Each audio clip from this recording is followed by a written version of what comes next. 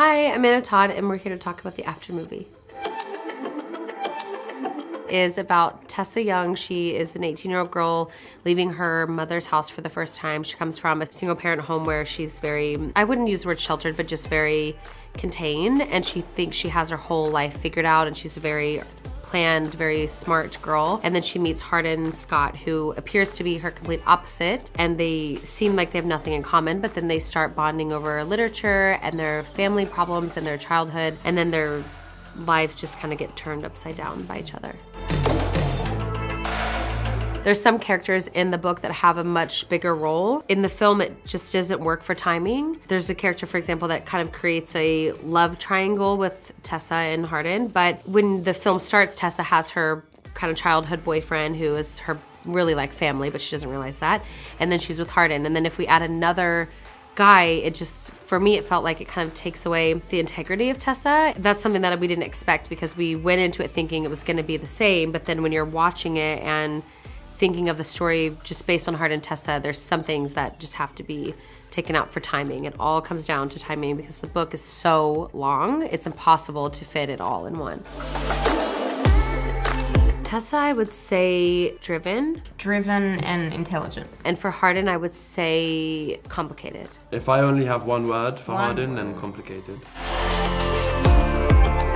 There are certain things about me that make it into all of my characters, and there's certain people I've met that are inspiring the characters in the book, but the actual like plot line and everything is just fiction. I would say lying. Even with friendships and anything, honesty is so important, so that would probably be the worst thing. Probably the lake scene, just because it's the first time they're actually like letting their guards down. It's one of my favorites from the book that translated so well on the screen that I'm really happy about.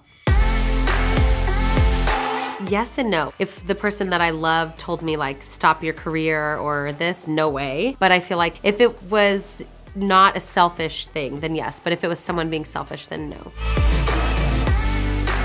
Wouldn't be a bad thing, I guess. Hopefully. Realistically, no. I love 50 Shades. I mean, I hope it has somewhat of the success of 50 Shades, but I feel like there's things that come around and different things like Harry Potter or Twilight, 50 Shades, so huge that you can't ever expect to be that, but I would be honored to even have a tiny fraction of that success.